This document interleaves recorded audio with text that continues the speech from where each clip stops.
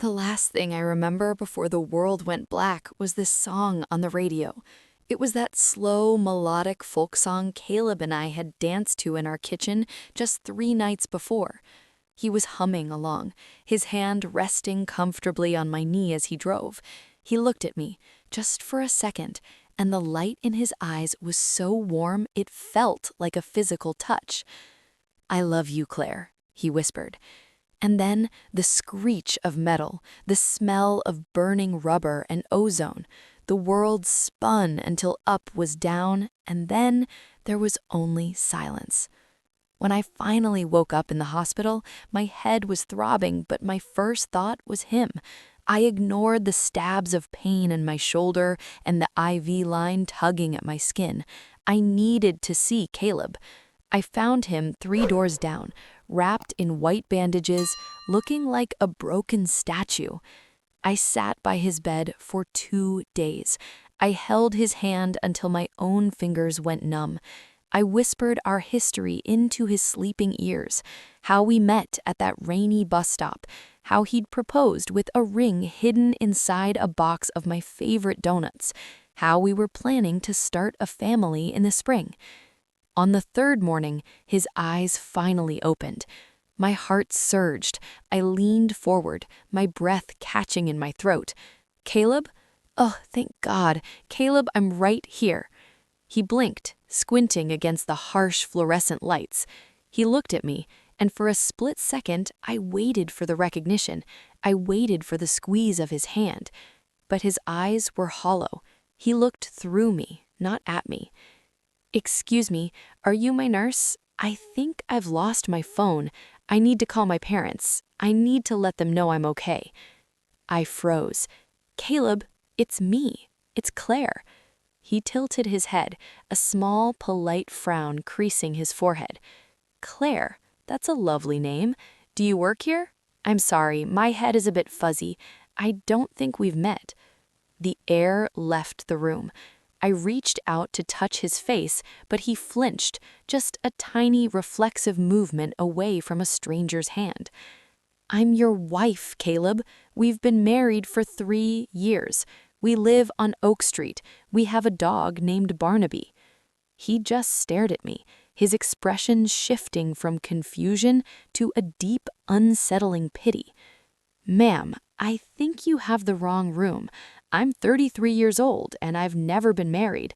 I live with my roommate, Mark, downtown. I'm an architect. I think there's been a mistake." I felt the floor drop away. He wasn't joking. He wasn't confused by the medication. The last 3 years of his life, our entire life, had been scrubbed clean. To him, I was nothing more than a woman standing in his hospital room, uninvited and unknown. Dr. Eris met me in the hallway 10 minutes later. I was leaning against the cold tile wall, my hands shaking so violently I had to tuck them under my arms. "It's called retrograde trauma," the doctor said, his voice low and clinical. "The impact caused a specific type of swelling in the hippocampus. Caleb has lost a very specific window of time. In his mind, it is 3 years ago. He doesn't remember the wedding. He doesn't remember you." "But we can tell him," I pleaded, grabbing the doctor's sleeve. "I have photos. I have our marriage license. I can show him our house. Once he sees the life we built, it'll come back. It has to." Dr. Eris shook his head slowly, and the look in his eyes made my stomach turn. "Claire, listen to me very carefully. The neural pathways associated with those 3 years are currently inflamed and incredibly fragile. If we force a confrontation with those memories, if we subject him to the emotional shock of a life he doesn't recognize, it could trigger a massive neurological hemorrhage. His brain is trying to protect itself. If you force him to remember you right now, you might kill him." I stepped back, the words hitting me like physical blows. "You're saying I have to pretend I don't exist?" "I'm saying that for Caleb to survive, he needs a stress-free recovery. He needs to believe he is who he thinks he is. If he sees you as a threat to his reality, the physical cost could be fatal. You have to stay away, Claire, at least for now. I went to the hospital bathroom and looked at myself in the mirror. I looked like the woman who had shared a bed with him every night for 1,000 days. I looked like the woman who knew he liked his coffee with exactly 2 sugars and that he was secretly afraid of heights. With a shaking hand, I reached down and gripped my wedding ring. It felt heavy, heavier than it ever had. I twisted it, the gold dragging against my skin, until it slid off. I tucked it in a small velvet pouch in my purse. I walked back into his room an hour later. I had pulled my hair back and wiped the tears from my face. Caleb looked up from his meal tray. "Oh, hello again. I'm sorry about earlier. I think I was a bit overwhelmed." I forced a smile that felt like it was breaking my face. "It's okay. I'm Clara. I'm a hospital volunteer. I'm just here to see if you need anything to read or if you'd like some company." "Clara," he repeated, testing the name. "That's a lovely name. Do you work here?" "Thank you, Clara. That's very kind of you." He smiled at me, the same boyish, crooked smile that had made me fall in love with him at that bus stop. But this time, it was the smile he gave to strangers. I sat in the plastic chair by the window, a ghost in the room I used to own, watching my husband eat his lunch as if I were a shadow on the wall. For the next 2 weeks, I lived a double life. By night, I went home to our silent house on Oak Street. I slept on my side of the bed, staring at his empty pillow, surrounded by the scent of his cologne and the half-finished book on his nightstand. I cried until my eyes were swollen shut, mourning a man who was still breathing just 5 miles away. By day, I was Clara. I wore a yellow volunteer vest and carried a clipboard. I became an expert at the art of the invisible wife. I sat with Caleb for hours while he did his cognitive exercises. I watched him struggle to remember his current boss or the projects he'd worked on recently. I had to bite my tongue every time he stumbled. I knew the answers. I knew the names of the buildings he'd designed. I knew the names of his colleagues. But I had to sit there, silent, watching him struggle in the dark. One afternoon, he looked out the window at the autumn leaves. "I have this weird feeling, Caleb," he said softly. My heart hammered against my ribs. "What kind of feeling, Caleb?" "I keep thinking I should be buying flowers," he said, scratching the back of his neck. "Every time I see the date on the wall, I get this tug in my chest, like I'm forgetting something important. Is it someone's birthday? My mom's isn't until March. It was our anniversary month. In 3 days, we would have been married for 3 years. Maybe it's just the change of season," I said, my voice cracking. "People get sentimental in the fall." "Maybe," he mused, "but it's more than that. I feel like I'm waiting for someone to walk through that door. Someone isn't my parents. Do you ever feel like you're missing a piece of yourself, Clara? Like you woke up in the middle of a movie and you missed the first hour?" I looked down at my clipboard so he wouldn't see the tears pooling in my eyes. "Every day, Caleb. Every single day." "You're a good listener," he said, reaching out and patting my hand. It was the first time he'd touched me since the accident. It wasn't the touch of a husband. It was a gesture of polite appreciation. "You have a very familiar voice. It's soothing. I feel like I can relax when you're here." "I'm glad," I whispered. "My parents told me I was in a bad way. They said I might have some gaps in my memory. They seemed so relieved when I told them I didn't remember any Claire. They said it must have been a girl I went on a few dates with before the crash. They told me not to worry about her." I felt a cold surge of betrayal. His parents, Martha and Richard, knew the truth. They had seen us marry. They toasted us at our wedding, but they were terrified of losing their son. They had decided that the Claire version of Caleb was gone, and they were perfectly happy to let me stay dead if it meant their boy stayed safe. "Do you think they're right?" I asked, my voice barely audible. That she wasn't important? Caleb looked thoughtful. I don't know. If she was important, I'd remember her, wouldn't I? You don't just forget the person you love. I stood up abruptly, the chair scraping against the floor. I couldn't do it. I couldn't sit there and hear him justify my erasure. I have to go, Caleb. There are other patients I need to check on. Oh, okay, he said, looking surprised by my sudden departure. Will you see me tomorrow, Clara? Tomorrow, I promised, fleeing into the hallway before the first sob could break free. I ran until I reached the stairwell, and there, in the dim, concrete silence, I screamed into my hands. He didn't remember me because his brain wouldn't let him, but his heart was already starting to move on. And the worst part was, I was the one helping him do it. Dr. Eris said Caleb needed a fresh start to keep his blood pressure stable. Apparently, I was too much of a ghost, too much of a reminder of a void he couldn't fill. So they assigned him a new physical therapist. Her name was Laura. Laura was 29, with a bouncy ponytail and a laugh that sounded like wind chimes. She was everything I wasn't in that moment. She was light. She was uncomplicated. She didn't have 3 years of shared secrets, late-night arguments, and mortgage payments etched into the lines around her eyes. I stood in the hallway, peering through the small rectangular window of the rehab gym. I watched her help Caleb stand. She was patient, her hands steady on his waist as he took those first agonizing steps. "You've got this, Caleb," she cheered, her face glowing with a genuine professional heat. "One more. Focus on me."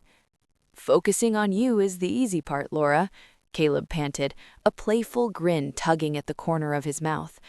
My heart felt like it was being squeezed by a cold hand. That was his flirting voice, the low, gravelly tone he used to use on me when I was frustrated with a design project, or when he wanted to convince me to stay in bed on a Sunday morning. Now he was using it on a woman he'd known for 48 hours. Later that day, Laura caught me at the nurse's station. "Clara, right? The volunteer?" she asked, her smile kind and unsuspecting. "Caleb speaks so highly of you. He says you're the only one who knows how he likes his ice chips." I swallowed the lump in my throat. I noticed he prefers them crushed fine. It's nothing." "It's everything," Laura insisted. "He's so special, isn't he? It's like he's just waiting for someone to show him the world again. He told me today he feels like he's starting from zero, and he's actually excited about it." I looked at her, seeing the spark of a crush beginning to ignite. She didn't know she was trespassing. She didn't know she was building a nest in the wreckage of my marriage. I blurted out, "He hates the crusts cut off his toast," I said, my voice trembling. "What?" Laura blinked, confused. "If you ever get him breakfast," I said, my voice trembling, "he hates the crusts, and he talks in his sleep when he's stressed. He usually mumbles about structural integrity and load-bearing walls, just in case he gets overwhelmed during therapy." Laura tilted her head, her expression shifting to one of mild suspicion. "You seem to know a lot about him for a volunteer, Clara." "I'm just observant," I whispered, turning away before she could see the absolute devastation in my eyes. I was coaching the woman who was going to replace me. I was handing over the keys to his heart because I was too dangerous to hold them myself. June 14th, our 3rd anniversary. I couldn't stay in the house. The silence was screaming. I dressed in the emerald silk dress Caleb had bought me for our 2nd anniversary. I put on the gold C necklace he gave me the night he proposed. I knew it was masochistic. I knew it was a mistake. But I needed to feel like his wife for just 1 hour, even if it was only in my own head. I went to the Blue Bistro. It was our place. The corner booth by the window was where he'd told me he wanted to grow old with me. I sat at the bar, nursing a glass of red wine I didn't want, staring at that empty booth. And then the bell above the door chimed. Caleb walked in. He wasn't in a hospital gown anymore. He was wearing a soft navy sweater I'd bought him for Christmas, except he didn't know I'd bought it. He looked healthy, he looked radiant, and he was holding Laura's hand. "Table for two, please," Caleb said to the hostess, somewhere quiet. They were seated 3 tables away from me. I sat frozen, my fingers gripping the stem of my wine glass so hard I thought it would snap. I watched him pull out her chair. I watched him pour her water. It was a choreographed dance I knew by heart, but I was no longer his partner. "This place is great, Caleb," I heard Laura say, her voice carried in the quiet room. "I don't know why, but I felt drawn to it," Caleb replied, looking around the room with a puzzled smile. "It's like I've been here in a dream. It feels safe." He was recognizing the ghost of our love, but he was attaching the feeling to her. I couldn't help it. I stood up. My legs felt like lead as I walked toward their table. I just wanted him to look at me, truly look at me. "Clara?" Caleb said, his eyes widening in surprise as I approached. "Oh, small world. Laura, look, it's the volunteer from the hospital, the one I told you about." Laura's smile went tight. She looked at my dress, then at my necklace. She wasn't a fool. "Hello, Clara. You look very nice tonight." "Is it a special occasion?" Caleb asked, his voice dripping with that polite, distant kindness that was killing me. "It's an anniversary," I said, the words tasting like blood in my mouth. "Oh, well, congratulations," Caleb beamed. "Is your husband here? We'd love to meet him." I looked him straight in the eyes. I searched for even a flicker of the man who had promised to cherish me until his last breath. "No," I said. "He couldn't make it. He doesn't really know who I am anymore." Caleb's face softened into that unbearable pity again. "I'm so sorry, Clara. That sounds incredibly difficult. Well, you shouldn't be alone. Would you like to join us for a drink?" "No," I said, backing away as the first tear escaped. I ran out of the restaurant, the cool night air hitting my face like a slap. He was sitting at our table, celebrating our life, with a woman who didn't even know his middle name, and he had invited me to watch. 2 nights later, my phone rang at 2 a.m. It was Caleb. My heart nearly stopped. I didn't even think, I just answered. "Caleb, is everything okay?" "Clara?" His voice sounded small, terrified. "I'm sorry. I didn't know who else to call. My parents, they don't understand. They just tell me to take my pills and go back to sleep." "What happened?" I asked, sitting up in the dark, clutching the phone to my ear. "I had the dream again," he whispered. I could hear him shaking through the line. "The one with the house, the blue shutters, the smell of rain and old books. And the woman, Clara? I saw her face tonight." I held my breath. "What did she look like?" She looked like you," his voice cracking. "But her hair was different. She was wearing this gold necklace, a C, like the one you were wearing at the restaurant. Why am I dreaming about you, Clara? Why does it feel like I'm cheating on someone I can't remember? It's like there's a storm in my head, and every time I try to see her clearly, the lightning strikes and everything goes white." "Caleb, listen to me," I said, tears streaming down my face. "You're just stressed. The accident, it did things to your mind. You're projecting faces onto memories." "But it feels so real," he cried. I woke up reaching for the other side of the bed. I could feel her warmth. I could smell lavender. "You smell like lavender, Clara. Why do you smell like the woman in my dreams?" I closed my eyes, the agony of the truth vibrating in my chest. I wanted to tell him. I wanted to say, "Caleb, I'm right here. I'm the woman in the house. I'm the one who planted the lavender under the window." But then I remembered the doctor's warning. A massive neurological hemorrhage. One shock, one moment of forbidden truth could end his life. "Caleb, you have to calm down," I said, my voice forced into a calm I didn't feel. "Your blood pressure, you need to breathe. Think about Laura. Think about the new memories you're making. The past is it's just echoes. They aren't real anymore." "I don't want echoes," he sobbed. "I want to know who I am." "You are a man who survived. You are a man with a future. Don't look back, Caleb. Please. For me, don't look back."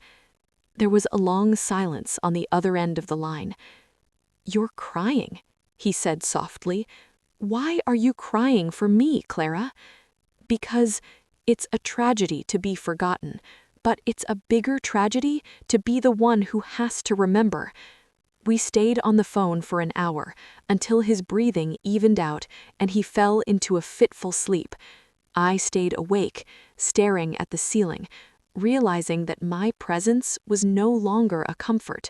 I was becoming the ghost haunting his recovery, and if I didn't leave soon, the ghost was going to kill the man.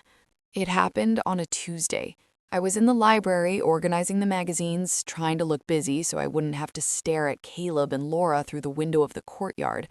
I had been so careful. I had scrubbed my social media, I had hidden my jewelry, I had even changed the brand of laundry detergent I used so I wouldn't smell like his home. But I had missed one thing. A single Polaroid. It had been tucked inside the pages of an old architectural digest I'd brought from home to give Caleb something familiar to look at. I hadn't realized it was there, a shot of us from our honeymoon in Maine. We were standing on the edge of a lighthouse, the wind whipping my hair across my face, and Caleb had his arm around me, looking at me like I was the only thing in the world that mattered. "Clara?" I spun around. Caleb was standing in the doorway of the library. He wasn't using his cane. He was standing tall, but his face was deathly pale, and he was holding the photo. "Clara, you should be in physical therapy," I said, my voice rising an octave. "Laura is probably looking for you." "Forget Laura," he snapped. His voice was cold, the authority he used to command in boardrooms suddenly flashing back to life. He stepped toward me, shoving the photo in front of my face. "Who is this girl, Clara?" My heart slammed against my ribs. I told you I'm a photographer. That was just a client." "Don't lie to me," he roared. The monitors in the hallway started to beep as his heart rate spiked. "Look at the necklace she's wearing. It's the gold C, the one you wear every single day. And look at the way I'm looking at her. I don't look at strangers like that. I don't hold clients like that." I backed into a bookshelf, the wood biting into my spine. "Caleb, please, you're getting upset. Your blood pressure." "I don't care about my blood pressure." He was shaking now, the photo trembling in his hand. "My parents said there was a girl named Claire, but they said she was a mistake. They said she didn't matter. But every time I look at you, my brain starts to burn. I feel like I'm screaming inside a room with no doors. Is this you? Were you the one in the house with the blue shutters?" I looked at the red numbers on the wall monitor. 165, 170. He was redlining. I could see the vein in his temple pulsing violently. I thought about the doctor's words, a massive neurological hemorrhage. I had to kill the truth to save the man. "No," I said, my voice as cold as ice. "That's my sister, Caleb. She passed away in a car accident a few years ago. You were her architect. You designed a building for her. That photo was taken during a site visit. You were just being kind because she was sick. I keep the photo because it's all I have left of her." Caleb stopped. He stared at me, his eyes searching mine for the lie. I didn't blink. I let the tears fall, but I made sure they looked like tears of grief for a sister, not tears of love for a husband. "Your sister?" he whispered. The tension left his body all at once, and he slumped into a chair. "So that's why you feel familiar? I'm just remembering a dead woman?" "Yes," I lied, the word feeling like a hot coal in my mouth. I'm sorry, I didn't tell you. I didn't want to confuse you. He put his head in his hands. God, I'm so sorry, Clara. I've been obsessing over a ghost. I've been putting all this weight on you, and you're just grieving. It's okay, I said, reaching out to touch his shoulder one last time. Just focus on getting better, Caleb. Focus on Laura. She's real. She's here. I'm just a volunteer, Caleb. That's all I'll ever be. I walked out of the room and didn't stop until I reached the parking lot. I had saved his life, but I had officially become a ghost. The doctors said Caleb was ready to be discharged. He was going to move into a new apartment near the city center, a place Laura had helped him find. His parents were paying for everything.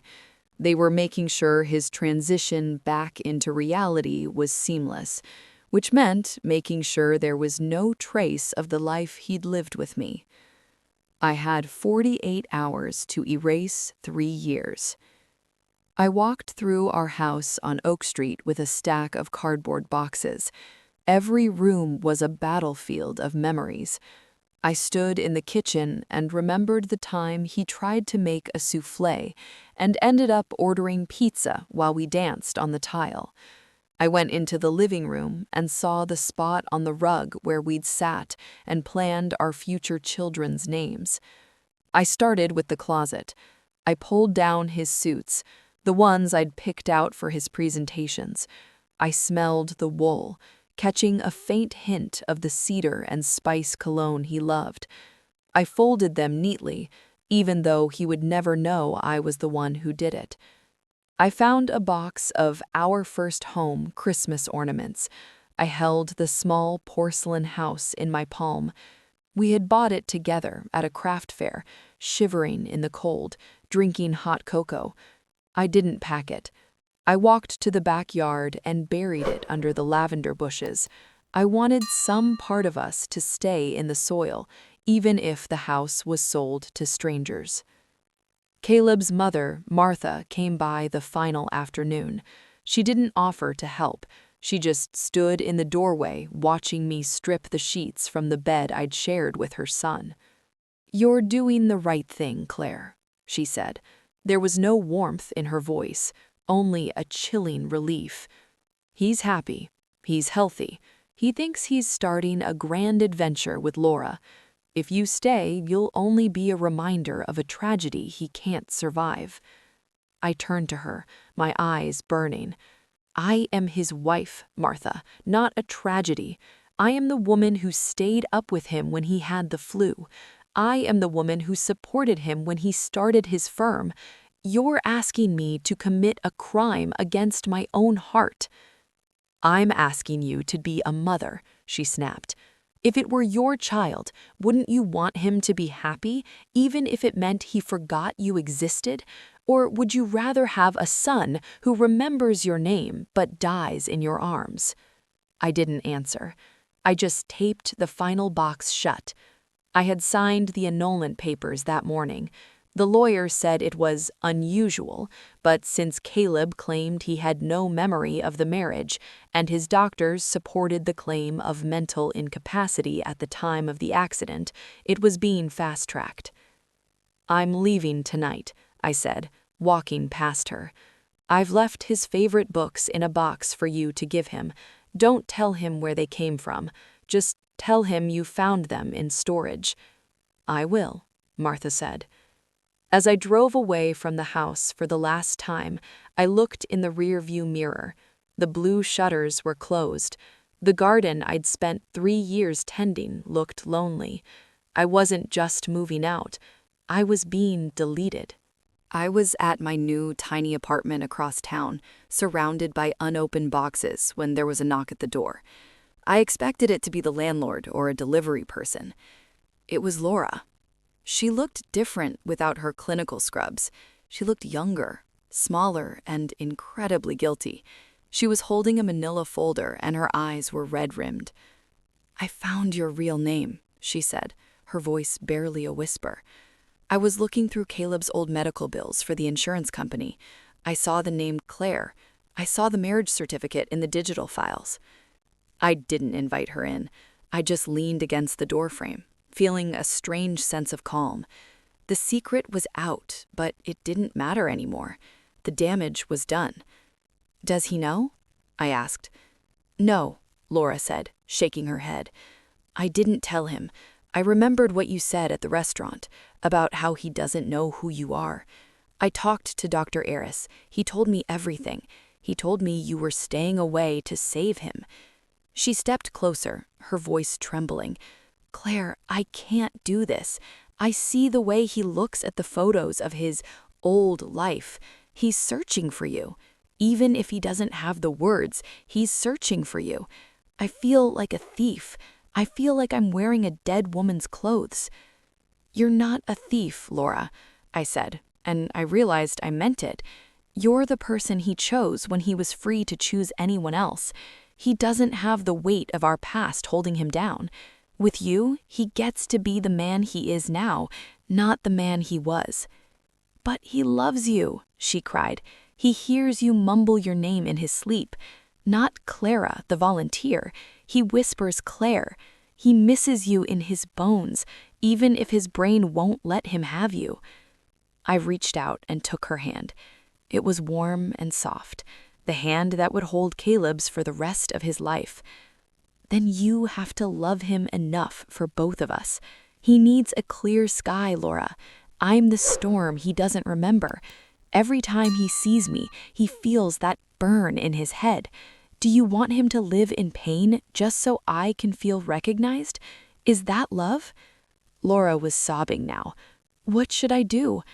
I said, go back to him. He hates the crusts put off his toast. He hates when the house is too quiet, so keep the radio on. And when he has those dreams about the house with the blue shutters, tell him it was a beautiful place, but it's okay to let it go. Tell him the girl in the dreams wants him to be happy. You're the strongest person I've ever met, Laura whispered. No, I said, closing the door. I'm just a woman who loves her husband more than she loves herself. I sat on the floor of my empty apartment and listened to her footsteps fade down the hallway.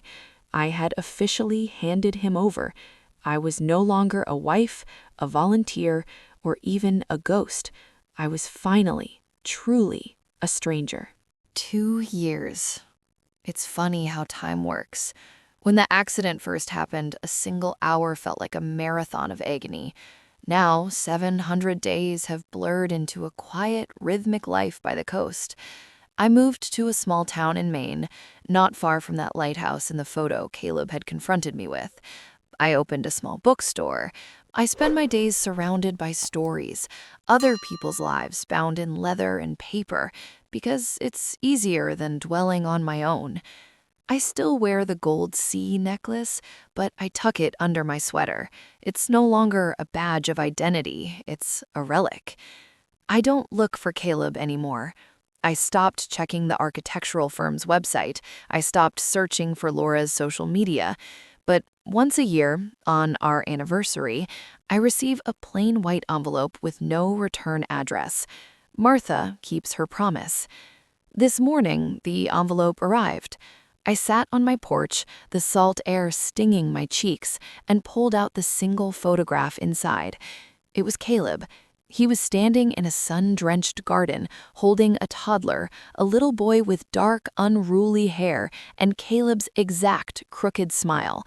Laura was standing beside them, her hand resting on Caleb's shoulder. They looked perfect. They looked like a family that had never known a day of tragedy. Caleb looked older, sturdier. There was no burn in his eyes anymore. The storm had passed, and in its wake, he had built a beautiful, sturdy house on top of the ruins of our life.